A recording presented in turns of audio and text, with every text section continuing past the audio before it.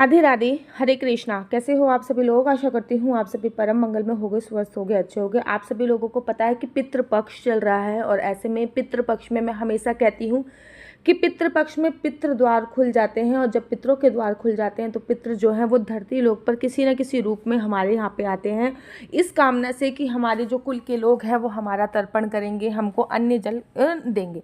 लेकिन आपको पता है कि जो पितरों का समय होता है ना, वो पर्टिकुलर 11 बजे से लेकर 2 बजे तक के बीच का समय बोला जाता है, ठीक है ना।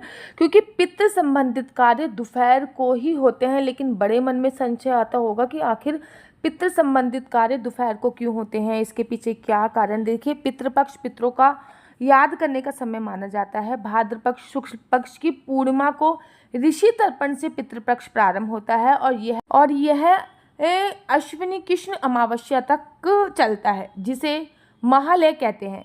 इस दिन तक पितृपक्ष चलता है। इस दौरान पितरों की पूजा की जाती है, उनके नाम का तर्पण किया जाता है। मतलब 15-16 दिन का ये होता है। श्राद्ध किया जाता है, पिंडदान कराया जाता है, दान किया जाता है, ब्राह्मणों को भोजन कराया जाता है। पितृ पूजा में कई बातें ऐसी होती हैं जो रहस्यमयी होती हैं और लोगों के मन में सवाल उत्पन्न होता है कि आखिर ऐसा क्यों होता है। उसमें से एक यही है कि आखिर पितरों के निमित्त जो भी कार्य किया जाता है वो दोपहर को क्यों किया जाता है। श्राद्ध का नियम है कि दोपहर के समय पितरों के नाम से श्राद्ध और ब्राह्मणों को भोजन कराया जाता है। शास्त्रों में सुबह और शाम का जो समय है वो देव कार्य के लिए बताया गया है, लेकिन दोपहर का समय पितरों के लिए माना जाता है। इसलिए कहते हैं कि दोपहर में भगवान की पूजा नहीं करनी चाहिए।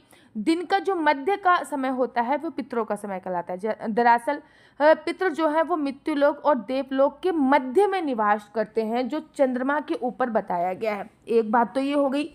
दूसरी बात यह है कि दोपहर से पहले तक सूर्य की रोशनी पूर्व दिशा से आ जाती है, जो कि देवलोक की दिशा मानी जाती है। और दोपहर से सूर्य मध्य में आ जाता है, जिसको पितरों को सूर्य के मध्य में उनका अंश प्राप्त हो जाता है। मतलब पहली बात तो यह है कि सूरज पूरब से चलता है, तो जो पूर्व की दिशा है वो पितरों की दिशा नहीं मानी जाती, वो देवताओं की दिशा मानी जाती है। और दोपहर के मध्य में जो होती है जो सूरज होता है वो मध्य में आ जाता है, जिसको पितरों की दिशा मानी जाती है। और तीसरी मान्यता यह है कि दोपहर में सूर्य अस्त की ओर बढ़ना प्रारंभ कर देता है, जिसकी किरणें निश्चित होकर पश्चिम की ओर हो जाती है, जिससे पितृगण अपने निमित्त दिए गए जो पिंड हैं, पूजन है, भोजन है, वह सभी ग्रहण करते हैं। पितृपक्ष में पितरों का आगमन दक्षिण दिशा से होता है। तभी मैं कहती हूँ ना कि दक्षिण दिशा पर पितरों की फोटो लगानी चाहिए, दक्षिण दिशा पर रोज एक दिया जलाना चाहिए, दक्षिण दिशा पर पितरों के निमित्त दक्षिण दिशा पर तर्पण करना चाहिए। शास्त्रों के अनुसार दक्षिण दिशा में चंद्रमा के ऊपर की कक्षा में पितृलोक भी स्थित है। मतलब आप लोगों को पता है ना कि ऊपर 7 तल है, नीचे 7 तल है, तो जो पितृलोक है वो चंद्रमा के ऊपर स्थित है। इस दिशा में यम की दिशा भी मानी जाती है, इसलिए दक्षिण दिशा में पितरों का अनुष्ठान किया जाता है। रामायण में भी उल्लेख मिलता है, जब दशरथ जी की मृत्यु हुई थी तो भगवान राम ने स्वप्न में उनको दक्षिण दिशा की तरफ जाते हुए देखा था। रावण की मृत्यु से पहले त्रिजटा ने स्वप्न में रावण को गधे पर बैठकर दक्षिण दिशा की ओर जाते हुए देखा था। सनातन धर्म के अनुसार किसी वस्तु गोलाकार रूप को पिंड कहा जाता है। शरीर को भी पिंड माना गया है, धरती को भी एक पिंड रूप ही समझा जाता है, इसलिए इसको मृत्युलोक भी कहा जाता है। हिंदू धर्म में निराकार की पूजा की बजाय साकार स्वरूप की पूजा को महत्व दिया गया है, इसलिए इसे साधना करना आसान होता है। इसलिए पितरों को भी पिंड रूप मानकर, यानी 5 तत्वों में व्यापक पिंड, अर्थात 5 तत्वों में व्यापक, उनको पिंडदान किया जाता है। पिंडदान के समय मृतक की आत्मा को अर्पित करने के लिए चावल को पकाया के उसके ऊपर तिल, शहद, दूध को मिलाकर एक गोला बनाया जाता है, जिसे पाक पिंडदान कहते हैं। दूसरा है जौ के आटे से पिंड बनाकर दान किया जाता है। पिंड का संबंध चंद्रमा से माना जाता है और पिंड चंद्रमा के मध्य में पितरों को प्राप्त होता है। ज्योतिष मत यह भी है कि पिंड को तैयार करने में जिन चीज़ों का उपयोग होता है उसमें नवग्रहों का भी संबंध होता है। इसके दान से ग्रहों का अशुभ परिवार दूर होता है, इसलिए पिंड दान करने वालों को लाभ मिलता है। पितरों की पूजा में सफ़ेद रंग का इस्तेमाल किया जाता है, क्योंकि सफ़ेद रंग स्वास्तिक का प्रतीक माना जाता है और साथ ही के साथ जो आत्मा होती है वो रंगविहीन होती है। और जब इंसान जाता है ना इस दुनिया से, तब उसके साथ एक ही चीज़ जाती है, सोना चांदी पैसा तो सब यहीं पे रह जाता है, लास्ट में उसके साथ कफन जाता है और वो सफ़ेद रंग के होता है। जीवन के उस पार की दुनिया रंगविहीन पारदर्शी है, इसलिए पितरों की पूजा में सफ़ेद रंग का उपयोग होता है। दूसरा कारण यह भी है कि सफ़ेद रंग चंद्रमा से संबंधित रखता है, जो पितरों का उनका अंश तक पहुंचाते हैं। पुराणों के अनुसार व्यक्ति की मृत्यु जिस तिथि को हुई है उसी तिथि को श्राद्ध करना चाहिए। यदि उसकी मृत्यु के दिन सही जानकारी ना हो तो उसका श्राद्ध अमावस्या को करना चाहिए। श्राद्ध मृत्यु वाली तिथि को किया जाता है तो मृत्यु की तिथि के दिन पितरों को अपने परिवार द्वारा दिए गए अन्य जल को ग्रहण करने की आज्ञा है। इसलिए इस दिन पितृ कहीं भी किसी भी लोक में होते हैं वह अपने अंश द्वारा दिए गए आहार को जरूर ग्रहण करते हैं। श्राद्ध पक्ष में कौवे का बड़ा महत्व होता है। श्राद्ध का एक अंश कौवे को भी दिया जाता है।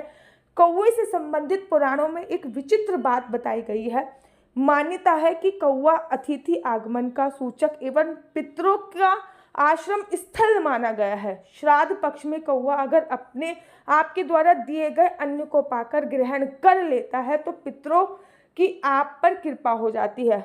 गरुड़ पुराण में तो कौवे को यम का संदेशवाहक तक कहा गया है। पितृपक्ष में कौवे का बहुत ही अधिक महत्व माना गया है। पितृपक्ष में यदि कोई व्यक्ति कौवे को भोजन कराता है तो वह भोजन कौवे के माध्यम से पितृ ग्रहण करते हैं। शास्त्रों में बताया गया है कोई भी क्षमतावान आत्म कौवे के शरीर में विचरण कर सकता है।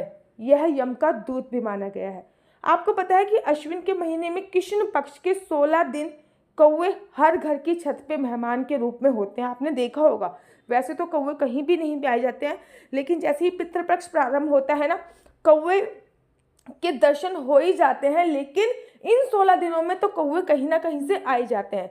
ये 16 दिन श्राद्ध पक्ष के दिन माने जाते हैं। इन दिनों में कौवे पीपल को पितृ का प्रतीक माना जाता है। कौवे को, पीपल को, इनको भी पितृ का प्रतीक माना जाता है। इन दिन कौवे को खाना खिलाकर, पीपल को पानी पिलाकर पितरों का तर्पण किया जाता है। हमारे धर्म ग्रंथ की एक कथा के अनुसार इस पक्षी ने देवताओं और राक्षसों के द्वारा समुद्र मंथन से प्राप्त अमृत को चख लिया था। यही कारण है कि कौवे को कभी भी स्वाभिमानी मृत्यु नहीं होती है। यह पक्षी किसी बीमारी अथवा वृद्ध अवस्था के कारण मृत्यु को प्राप्त नहीं होता है। इसकी जब भी मृत्यु होगी तो वो अचानक ही आकस्मिक मृत्यु होती है। कौवा बहुत कम बीमार पड़ता है या फिर बूढ़ा नहीं होता। जब भी उसकी मृत्यु होती है तो अचानक से ही हो जाती है। ये बहुत ही रोचक है कि जिस दिन कौवे की मृत्यु होती है उस दिन उसका साथी भोजन ग्रहण भी नहीं करता। यह आपने कभी विचार किया है? तो कौवा कभी भी अकेले में भोजन ग्रहण नहीं करता है। यह पक्षी कभी साथी के साथ मिलकर भोजन करता है। भोजन बांटकर खाने की सीख हर किसी को कौवे से ही लेनी चाहिए। कौवे के बारे में पुराणों में बताया गया है कि किसी भविष्य में होने वाली घटनाओं का अपूर्व आभास हो जाता है।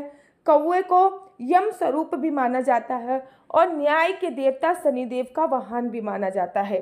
कौवा जो होता है सबसे पहले देवराज इंद्र के पुत्र जयत ने लिया था। उसके बाद त्रेता युग में एक बार जब भगवान राम ने अवतार लिया तो जयत के रूप में कौवे का रूप धारण कर माता सीता के पैर में चोंच मार दी। तब श्री राम ने तिनके से जयत की आंख फोड़ दी। जयत ने अपने किए की माफ़ी मांगी। तब राम ने वरदान दिया कि पितरों को अर्पित किए जाने वाले भोजन में तुम्हारा हिस्सा मिलेगा। तभी से ये परंपरा चली आ रही है कि पितृपक्ष में कौवे का भी एक हिस्सा माना जाता है।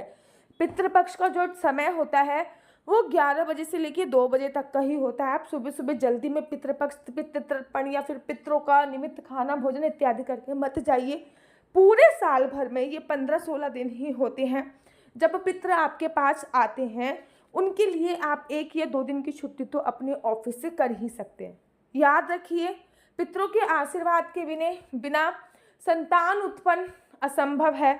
किसी भी प्रॉपर्टी का गेन असंभव है। पितरों की विशेष कृपा होगी तभी आप अपने जीवन में कुछ ना कुछ कर पाओगे। आशा करती हूँ कि आपको मेरी ये वीडियो पसंद आई होगी। अगर आप अपनी कुंडली दिखवाना चाहते हैं तो मेरा नंबर है 4/9 20 25 65।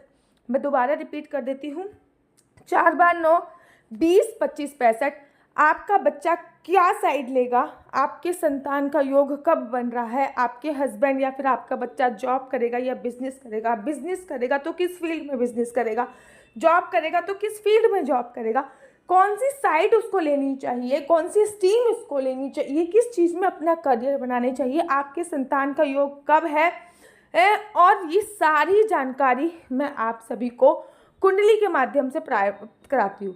ध्यान रखिए, कुंडली देखना बिल्कुल भी फ्री नहीं है, कुंडली देखने के थोड़े से चार्जेस हैं। अगर आपको मेरी वीडियो अच्छी लगती है तो आप अपना यूट्यूब चैनल हरी बोल को लाइक शेयर सब्सक्राइब करना बिल्कुल भी मत भूलिए। तब तक के लिए मुझे दीजिए इजाज़त। राधे राधे, हरे कृष्णा, हरि बोल।